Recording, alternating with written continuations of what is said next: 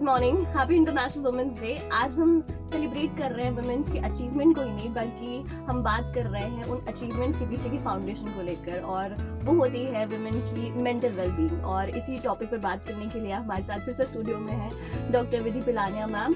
MA psychology है and PhD in clinical psychology है from AIIMS New Delhi.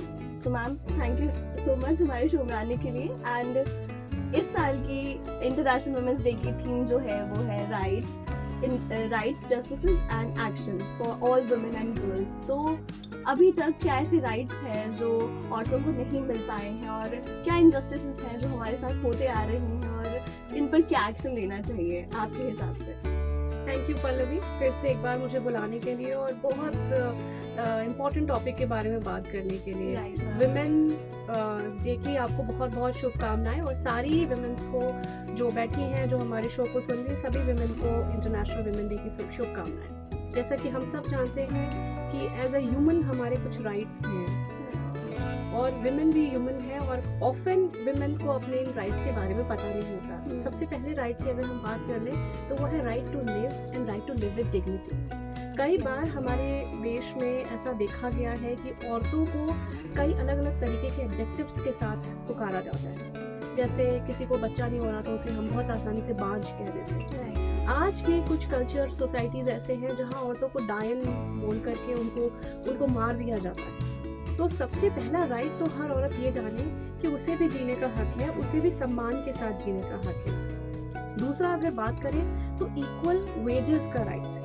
एक ही काम के लिए पुरुष को कई कंपनीज आजकल ऐसी हैं, इवन बॉलीवुड में भी इसके बारे में बहुत बात की गई है कि एक ही काम के लिए एक वुमन जो है उसको कम तनख्वाह दी जाती है, और उस काम के लिए पुरुष को ज़्यादा तनख्वाह दी जाती है। तो औरतों को ये भी समझना पड़ेगा। ईव टीजिंग के खिलाफ वो अपनी आवाज़ उठा सकती हैं, और मोलेस्टेशन या अब्यूज़ होता है घर में ही, अगर अब्यूज़ हो रहा है उसके खिलाफ वो अपनी आवाज़ उठा सकती हैं। इसके अलावा प्रॉपर्टी में भी राइट्स होते हैं, जो इनहेरिटेंस के राइट होते हैं वो औरतों के भी होते हैं। ऑफन औरतों को ये बात पता नहीं होती, या पता होती है तो वो उन राइट्स को एक्सरसाइज करने में डरती हैं। तो मुझे लगता है कि इन सभी राइट्स के बारे में हर एक औरत को पता होना चाहिए, और हर एक औरत को इन सभी राइट्स को यूज़ करना चाहिए। Rightfully explain ma'am. औरतों से हमेशा एक्सपेक्टेशंस रखी जाती हैं कि हमें हर चीज़ को मैनेज करना है, लाइक एक सुपर वुमेन का टैग दिया जाता है, जो कि मेरे हिसाब से ना एक ट्रैप है कि जॉब भी देखना है, घर भी देखना है, हर चीज़ को मैनेज करना है, बच्चों की रिस्पॉन्सिबिलिटी, हस्बैंड की रिस्पॉन्सिबिलिटी। तो ये सारी रिस्पॉन्सिबिलिटीज़ जो हैं वो एक अनरियल एक्सपेक्टेशंस जो है वो एक औरत की लाइफ में क्रिएट कर देती हैं। तो ये चीज़ किस तरह से मेंटली अफेक्ट करती है उन्हें? ऑफ कोर्स, ये जो मैंने आपसे कहा, बहुत सारे एडजेक्टिव्स हमारी महिलाओं को ऐसे लगा दिए जाते हैं कि वो तुम तो सुपर वुमन हो, तुम्हारे पास तो एक्स्ट्रा शक्ति है, तुम तो दुर्गा का अवतार हो, तुम तो शक्ति का अवतार हो। तो सबसे पहला राइट जो मैं आपसे बार बार कह रही हूँ कि ह्यूमन होने का राइट, हम महिलाओं को सबसे पहले भगवान समझें, उससे पहले इंसान समझना शुरू करें कि वो भी थकती हैं, उनकी भी सीमाएं हैं, उनकी भी क्षमताएं जो है वो लिमिटेड हैं। और महिलाएं ना कहना सीखें, असर्टिवनेस सीखें कि हर काम को हम लेकर के हाँ बोल दें और उसके बाद वो काम हमसे ना हो पाए। तो बहुत ज़रूरी है कि हम अपनी महिलाओं को सिखाएं कि असर्टिवनेस क्या होती है, कि बिना किसी को नाराज़ किए आप मना कैसे कर सकते हो कुछ चीज़ों को। और क्योंकि इसमें कुछ हद तक दोष हमारी लेडीज़ का भी है, महिलाओं का भी है, उनके ऊपर इतना दबाव है इस पैट्रियार्कल सोसाइटी में कि हमें सब कुछ करना है, कि मुझे कंपनी का CEO भी बनना और बहुत अच्छी माँ भी बनना है। तो इस तरीके की एक्सपेक्टेशंस ना रखें, आप अपने साथ मेरे ख्याल से जागती कर रही हैं।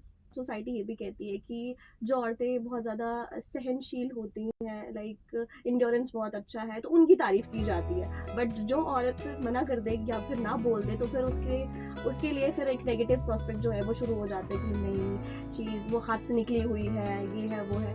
तो ये जो डिफरेंस है सोसाइटी का, एक औरत को देखने का जो नज़रिया है, ये सरासर गलत है। और इस पर मैम कुछ बोल जो अपने तरह से, जैसे बेसिक सा डिफरेंस है सेक्स और जेंडर में, तो दो जो सेक्स है मेल और फीमेल, उनमें बस एक ही डिफरेंस है कि फीमेल जो है वो नर्चर कर सकती है, बच्चा पैदा कर सकती है और बच्चे को नर्चर कर सकती है। और दुनिया का कोई ऐसा काम नहीं है जो एक आदमी औरत वाला ना कर सकता हो और औरत आदमी वाला ना कर सकती हो। तो इस तरीके के एडजेक्टिव्स को जोड़ना कि एक सहनशील ज़्यादा हो जाए और एक धैर्य बिल्कुल ना खोए, ये मेरे ख्याल से एक तरीके हैं औरत को दबाने के या उसको एक तसल्ली देने के कि तुम क्योंकि बहुत सहनशील हो इसलिए सारे जुर्म सही। तो इट्स हाई टाइम कि महिलाओं को समझना चाहिए कि महिला होने से पहले वो एक ह्यूमन बीइंग है। और ये जेंडर स्टीरियोटाइप्स है, आसानी से हम एक महिला को अगर हमें समझना हो तो उसको हम ये कह दें घर को संभालने वाली माँ, वसुंधरा और धरती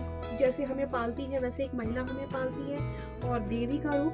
तो ये बनाए जेंडर स्टीरियोटाइप्स जो बनाए गए हैं वो कहीं ना कहीं महिलाओं के दिमाग में इस तरीके से घोट के पिला दिए गए हैं कि उनको ये लगता है कि वो गुस्सा नहीं कर सकती, सॉफ्ट स्पोकन होनी चाहिए और वो अपनी ऊंची आवाज में बात ना करे। ये गलत है, उनको पूरा अधिकार है अपने इमोशंस को एक्सप्रेस करने का। अभी आपने मैम इमोशंस की बात करी है तो इसी पे मेरा नेक्स्ट क्वेश्चन ये है कि जैसे कि हमें कहा जाता है कि गुस्सा नहीं कर सकती, और अगर गुस्सा करें या फिर उदास हो अपने इमोशंस एक्सप्रेस करें तो उन्हें कहा जाता है कि ये तो नॉर्मल मूड स्विंग्स है, ये तो हार्मोन्स हैं। नाम दे दिया जाता है कि PMS हो रहा है या फिर प्रेगनेंसी के बाद पोस्टपार्टम है या फिर मेनोपॉज है और उसी की वजह से हो रहा है। बट ये जो इमोशंस हैं ये इतने नॉर्मल नहीं है जितना नॉर्मल जैसे सोसाइटी या फिर बाकी लोग बना देते हैं औरत के लिए। बिल्कुल, ये PMS हो गया या पेरी मेनोपॉजल फेज में जिस तरीके का एक महिला फील करती है या मेनोपॉजल फेज में एक महिला जिस तरीके का फील करती है, डिलीवरी के बाद यानी पोस्टपार्टम डिप्रेशन, ये सब बहुत रियल है और इसका सबसे पहला संकेत होता है इरिटेबिलिटी। तो मैं आपके माध्यम से अपनी सारी महिलाएं जो मुझे सुन रही हैं और साथ ही साथ जो पुरुष मुझे सुन रहे हैं, अगर आप देखते हैं कि आपके घर की महिला में इरिटेबिलिटी बहुत बढ़ गई है, एडोलेसेंट बच्ची भी है, अगर छोटी छोटी बात पे रोने लग जाती है, चिड़चिड़ी हो जाती है, तो प्लीज उस पर ध्यान दीजिए, वो डिप्रेशन की तरफ जा रही है। क्योंकि ये हार्मोन्स हमारी बॉडी में चेंजेस आते हैं, डेवलपमेंटल माइलस्टोन जैसे जैसे मीनार्की अचीव करती है एक लड़की तो उसके बॉडी में चेंजेस आते हैं। अगर उसको अच्छा साइकोलॉजिकल सोशल सपोर्ट मिले तो वो बहुत अच्छे से इसको हैंडल भी कर सकती है। पेरी मेनोपॉज में भी बहुत सारे चेंजेस आते हैं, एस्ट्रोजन और प्रोजेस्टेरॉन ऊपर नीचे हो रहे होते हैं और बहुत टर्बुलेंस बॉडी के अंदर आ रहा होता है, बहुत रियल है। पोस्टपार्टम डिप्रेशन एक रियल प्रॉब्लम है, ये कोई वो नाटक नहीं कर रही है, वो थकी हुई है, लेकिन अगर उसे एक अच्छा सपोर्ट मिल जाए, उस महिला को कोई ये बताए कि तुम सो जाओ और तुम्हारे बच्चे का ख्याल उतनी ही अच्छी तरीके से रखा जाएगा जैसे तुम रख रही हो, तो वो आराम भी कर सकती है। और ऐसा देखा गया है कि जहाँ अच्छा सपोर्ट सिस्टम होता है वहाँ महिलाओं में पोस्टपार्टम डिप्रेशन कम होता है, ब्लूज होते हैं। और जहाँ सपोर्ट सिस्टम कम है या छीटाकशी हो रही है या बच्चा कमजोर पैदा हो गया या तुम कैसे रखती हो, तुम मैसी रख रही हो, पहले घर ऐसे रखती थी, वहाँ पोस्टपार्टम डिप्रेशन बहुत बढ़ जाता है। और एक बहुत सीरियस प्रॉब्लम जिसको हम पोस्टपार्टम साइकोसिस कहते हैं वो भी हो जाती है, जहाँ आपने अक्सर न्यूज़पेपर में पढ़ा होगा कि महिला ने बच्चे को उठा के फ्रिज में रख दिया या गला घोंट दिया, नवजात शिशु को मार दिया। तो ये सारी जो प्रॉब्लम्स है सिर्फ हमने महिला की इरिटेबिलिटी को नहीं समझा, इसलिए वो इतनी बढ़ गई। तो बहुत समझना पड़ेगा कि हर एक प्रॉब्लम बहुत रियल है, उसे आप समझिए। इंडियन वुमेन रिसर्च के अकॉर्डिंगली जब डॉक्टर के पास जाती है तो वो मोस्टली फिजिकल पेन लेकर जाती है कि मुझे सिर दर्द हो रहा है या फिर मुझे बैक पेन है, पर उस चीज़ का जो रूट कॉज है that is something like emotional burnout हो सकता है। मैंने पढ़ा था, पर मुझे नहीं लगता कि हम अवेयर हैं या फिर वुमेन को पता है कि इसके पीछे जो है वो एक मेंटल रीजन भी हो सकता है। बिल्कुल, जब वुमेन की हमारी सोसाइटी में ज़्यादातर टेंडेंसी है कि चीज़ों को इंटरलाइज करना, जिसे हम कहते हैं कुढ़ना, कि सास ने कुछ बोल दिया, हम उसको कुछ रिटेलिएट तो नहीं कर सकते, लड़ नहीं सकते, तो हम कुढ़ रहे हैं और सेल्फ डायलॉग, एक नेगेटिव सेल्फ टॉक चल रही है। बहुत बार ऐसा देखा गया है कि शादी से पहले औरत की सेल्फ स्टीम बहुत ऊपर होती है और शादी होते ही उसकी सेल्फ स्टीम बहुत नीचे चली जाती है, क्योंकि इतना नेगेटिव सेल्फ डायलॉग उसने अपने साथ कर लिया है कि चीज़ें अंदर इंटरनलाइज होते होते होते होते एक इमोशनल इम्बैलेंस, और वो इमोशनल इम्बैलेंस कैसे दिख रहा है, फिजिकल डिस्कम्फर्ट के फॉर्म में दिख रहा है। बहुत से पेशेंट मेरे पास आते हैं इरिटेबल बॉवल सिंड्रोम, मतलब पेट साफ नहीं होना या बहुत ज़्यादा लूज मोशन होना, लो बैक पेन, गर्दन में दर्द और सिर के हिस्से में दर्द। महिलाएं बोलेंगी सिर के पर्टिकुलर एक हिस्से में बहुत तेज दर्द या माइग्रेन। जब उनकी सारी फिजिकल जांचों में वो सब कुछ नॉर्मल आता है, उनकी फिजिकल जांचों में कोई परेशानी नहीं आती, तो डॉक्टर रेफर करता है साइकियाट्रिस्ट या साइकोलॉजिस्ट को। वहाँ जाकर के जब हम उनसे कन्वर्सेशन करते हैं, उनके इंटरव्यू लेते हैं, तो पता चलता है कि वो अपने स्ट्रेसेस को हैंडल नहीं कर पा रही। अगर हम अपने स्ट्रेसर को अच्छे से हैंडल कर लें तो उसका फिजिकल इम्पैक्ट हमारे शरीर पे नहीं दिखेगा। तो हर महिला को ये समझना ज़रूरी है कि जो दर्द अचानक शुरू हुए हैं, न्यूट्रिशनल डेफिशिएंसी डेफिनेटली है, न्यूट्रिशन पे ध्यान देना चाहिए। साथ ही साथ आप अपने दिमाग को क्या न्यूट्रिशन दे रहे हैं उस पर भी बार बार ध्यान दें। आपकी स्लीप कमज़ोर हो रही है या आप अपने बारे में जो सोचती है मिरर के आगे खड़ी होके, उसमें कहीं कोई सेल्फ एस्टीम में कोई गिरावट तो नहीं आई है। और थेरेपी लेना यहाँ पे भी बिल्कुल नॉर्मल है। आप सेशंस में आइए, आप जब थेरेपी लेते हैं तो बिल्कुल आपके जो अचानक से पेन सिम्टम्स खत्म हो जाते हैं, क्योंकि आप धीरे धीरे अपने स्ट्रेस को सॉल्व कर रहे होते, प्रॉब्लम सॉल्विंग सीख रहे होते। अभी भी थेरेपी एक टैबू है और औरतों के लिए तो एक ज़्यादा बड़ी बात हो जाती है कि ये थेरेपी लेने जा रही है, पागल हो गई है, इसका दिमाग ख़राब हो गया है। बट थेरेपी लेना उतना ही इम्पॉर्टेंट एक मैरिड वुमेन के लिए है या फिर उस वुमेन के लिए जिसका बेबी हुआ है, और उन लोगों के लिए भी है जो कि अपने आप को लेकर कॉन्फिडेंट नहीं है, वो औरतें। बट वो भी यही सोचती हैं, बस इनसिक्योर रहते हैं अपनी बॉडी को लेकर, अपने फेस को लेकर, अपने स्ट्रक्चर को लेकर। तो इस पर मैम वो कैसे अपनी इस इनसिक्योरिटी को दूर कर सकती है, डील कर सकती है? मैं जैसे बार बार आपसे कह रही हूँ कि सबसे पहले वुमन को ह्यूमन समझना पड़ेगा कि वुमन जो है वो ह्यूमन है, बट उन्हें खुद भी वो चीज़ खुद समझनी पड़ेगी, क्योंकि हमारी सोसाइटी जो है ना पैट्रियार्कल है। तो अक्सर जब आप देखोगे, आप भी मेरे ख्याल अपने आसपास देखते होगे, तो विमेन को ताने कौन मारता है? विमेन। तो सबसे बड़ी जो प्रॉब्लम हमारी सोसाइटी में ये है कि औरत ही औरत की मनस्थिति को नहीं समझ पाती। सबने बच्चे पैदा किए, शायद सबको पोस्टपार्टम ब्लूज हुए, लेकिन बड़ी औरतें, जो बुजुर्ग औरतें हैं घर की, वो नई औरत जिसने बच्चा जस्ट डिलीवर किया उसको क्या कहती है? ये सब कुछ नहीं होता, हमने तो 5-6 बच्चे पैदा किए, तुझे ही रोना आ रहा है। तो जब तक वो एम्पैथी हमारे अंदर नहीं आएगी, हमारे समाज में नहीं आएगी, एम्पैथी मतलब अपने आप को दूसरे की सिचुएशन में रख के देखना, वो एम्पैथी जब तक डेवलप नहीं होगी तब तक शायद मेंटल हेल्थ को हम इतनी इम्पोर्टेंस दे ही नहीं पाएंगे। Why only women? जो यंग होती लड़कियां हैं 11-12 साल में, अचानक से जो बॉडी में प्राइमरी और सेकेंडरी सेक्सुअल ऑर्गन चेंजेस आ रहे होते हैं, उसको लेके कितनी कॉन्शियस हो जाती है। आई रिमेम्बर एक लड़की जो टॉपर थी CBSE बोर्ड की, 2-4 साल पहले की बात है, उसने उसका इंटरव्यू देख करके मैं इतनी दुखी हो गई। उसने कहा शायद इससे अच्छा होता कि मैंने ये एग्ज़ाम टॉप नहीं किया होता, बिकॉज उसको फेशियल हेयर का इशू था और सोशल मीडिया में उसकी फोटो के साथ कमेंट किए जाने लगे। सो इतने हम इनसेंसिटिव हो गए कि उसकी अचीवमेंट को हम सिर्फ उसकी अपीयरेंस के ऊपर फोकस कर रहे हैं। ये पूरे समाज की जिम्मेदारी है इस नज़रिए को बदलना कि मेंटल हेल्थ तो सबसे ज़्यादा इम्पोर्टेंट है, और मेंटल और फिजिकल हेल्थ को हम अलग अलग कॉन्टिन्यूम में नहीं देख सकते, हमें इंटीग्रेट करके ही देखना पड़ेगा। सो विमेन को आज, क्योंकि इंटरनेशनल विमेंस डे है, मैं ये ज़रूर बताना चाहूँगी कि आप अपने आप को पहले ह्यूमन समझना शुरू करिए। जी मैम, कुछ औरतें होती हैं कि वो ना हाई फंक्शनिंग विमेन होती हैं, मतलब कि वो अपना काम भी सही तरीके से करेंगी, जॉब भी सही तरीके से करेंगी, हर चीज़ में they are very happy go lucky girl type, happy go lucky woman type, वो खुश रहेंगी, हंसी खेलती हुई दिखेंगी। बट अगर वो खुद अकेली बैठी हुई हैं, suddenly they feel very empty inside. उन्हें ऐसा लगता है कि there is not enough time, enough space, enough good things for them.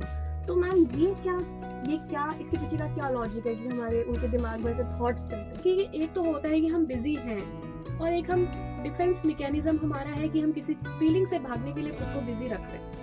तो अगर आप बिजी हैं और आप कोई किसी अकेलेपन से भागने के लिए खुद को बिजी रख रहे हो, क्योंकि आपको पता है कि जब आप अकेले बैठोगे तो इस तरीके की ओवर थिंकिंग आपके अंदर चलेगी। कहीं ना कहीं हमारी सोसाइटी में, या तो हमारे घर में या हमारे वर्क प्लेस में, हमें उस तरीके के संवाद मिलते हैं, या हमें थोड़ा सेल्फ एस्टीम डाउन करने वाली चीज़ें बोली जाती हैं कि हम उसको एक चैलेंज की तरह लेकर के हर काम करने लग जाते हैं। ये एक सही अप्रोच नहीं है। आप अपने साथ अन्याय कर रहे हो, आप अपनी एफिशिएंसी को जानते हो, आप अपनी सेल्फ एस्टीम को भी जानते हो, तो अपनी एफिशिएंसी को पहचानिए।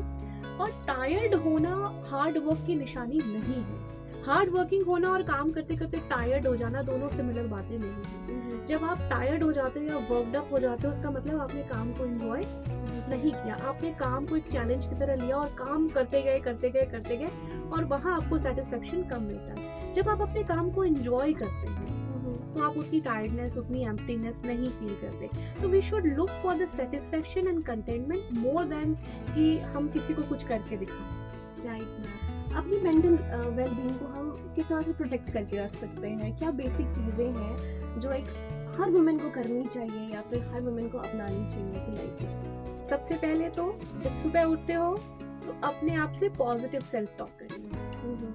दुनिया आपको जो कहे, लेकिन आप अपने बारे में क्या सोचते हो, आप उसके बारे में बहुत ज़्यादा मैटर करता है कि सुबह उठ के आप अपने से कैसा संवाद करते हो. तो उस पर फोकस करना चाहिए. दूसरी चीज़, एक्सटर्नल वैलिडेशन पे मत जाइए. आप खूबसूरत हैं.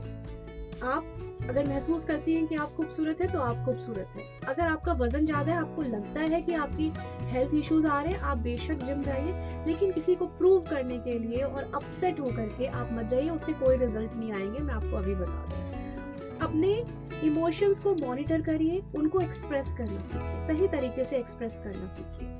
कि अगर मान लो मैं बोल नहीं पाती हूँ तो मैं उसे लिख सकूँ. जर्नलिंग बहुत अच्छी टेक्निक होती है. चौथी जो सबसे इम्पोर्टेंट चीज़ है, महिलाओं को नहीं कहना आना चाहिए. प्लीज लर्न टू से नो. और प्लीज इन एडजेक्टिव से बाहर आइए कि यू नो मैं सब कुछ कर सकती हूँ, मैं देवी हूँ. इन एडजेक्टिव से बाहर आइए. सारे काम का ठेका अपने सिर पे लेना कम करिए. अपनी एफिशिएंसी के हिसाब से काम करके आप खुश रहिए. वेरी वेल एक्सप्लेन मैम, बहुत अच्छा आपने सब कुछ बोला. अब मेन के लिए भी एक मैसेज होना चाहिए और सोसाइटी के लिए भी इंटरनेशनल डे पर. तो मैं सबसे पहले तो मैं जितनी माएँ हैं जो बेटों की माएँ हैं, उनको मैं एक मैसेज देना चाहूँगी कि हमने अपनी बेटियों को सब कुछ सिखा दिया. सिलाई, बुनाई, कढ़ाई, खाना बनाना, मोटरसाइकिल चलाना, ट्रैक्टर चलाना, प्लेन उड़ाना. अब बारी है हम अपने बेटों को भी सिलाई, कढ़ाई, बुनाई और खाना बनाना सिखाएं, जिससे वो आगे चल के बराबर हो सके हमारी जो सशक्त महिला है उसके. नहीं तो आपके बेटे थोड़े पीछे रह जाएंगे. राइट. वो लाइफ स्किल है और आपको खाना बनाना आना ही चाहिए, क्योंकि भूख सबको लगती है. इसलिए आपको खाना बनाना आना चाहिए. दूसरी चीज़, अपने बेटों को ये सिखाएं कि हमारे जो वातावरण को आप महिलाओं के लिए सुरक्षित बनाएं. हमने अपनी लड़कियों को बहुत सिखा लिया कि 8 बजे के बाद बाहर नहीं निकलना है. अब बेटों को सिखाइए कि 8:30 बजे के बाद अगर कोई लड़की बाहर निकलती है तो उसको छेड़ने का तुम्हें कोई अधिकार नहीं है. ये सारी माओ और सारे पिता के लिए है जिनके पास बेटे हैं. बहुत ज़रूरत है इस चीज़ को सिखाने की. तो बेटी हमने बहुत पढ़ा ली, पर अब बेटे को एक कुछ सोशल स्किल के पार्ट पढ़ाने की ज़रूरत है. महिलाओं के लिए मैं यही कहूँगी कि आप अपने आप को सबसे पहले कमतर ना समझें, अपने अधिकारों को जानें और दूसरी महिला को सपोर्ट करें. इस बार जो हमारा इंटरनेशनल वुमेन्स डे है उसमें एक थीम और भी है कि टू गिव एंड गेन. आप हेल्प करिए, आपको हेल्प मिलेगी. महिलाएं सबसे पहले अपने माइंडसेट को दूसरी महिला के प्रति चेंज करें, उससे भी समाज को बहुत फर्क पड़ेगा. और जो मैं बार बार कह रही हूँ, हम सब इंसान हैं. एक महिला भी इंसान है और एक पुरुष भी इंसान है. तो हम अपने आप को ह्यूमन बीइंग समझें और खुश रहिए. हमेशा मुस्कुराते रहिए. अपनी मेंटल हेल्थ, अपनी फिजिकल हेल्थ को अच्छा बना के रखिए. Thank you so much ma'am. Happy international women's day to you.